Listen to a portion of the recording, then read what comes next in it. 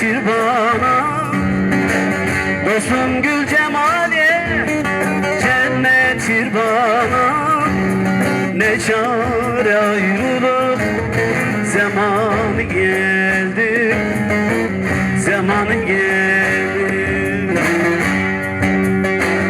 İstemem ayrılmak senden sultanım. Ne çare ayrılık zamanı geldi. İstemem ayrılmak senden sultanım.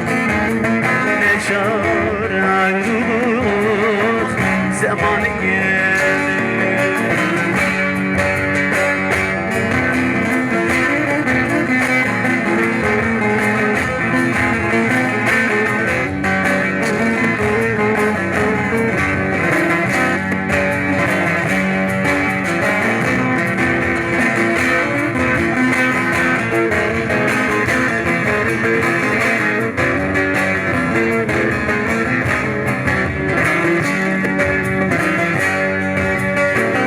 İstemem ayrılmak senden sultanım.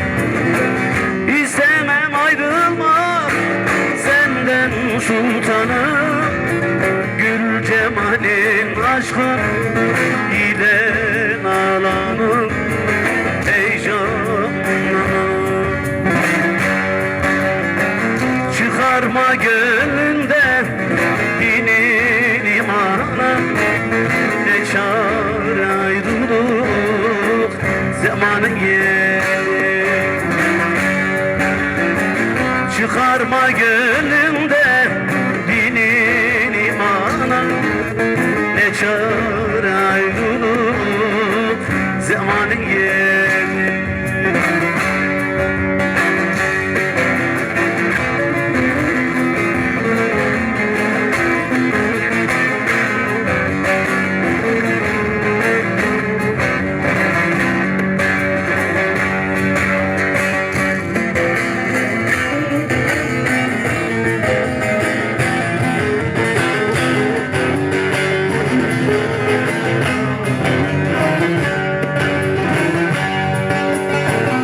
Fakirim aşık, aşka yanandır.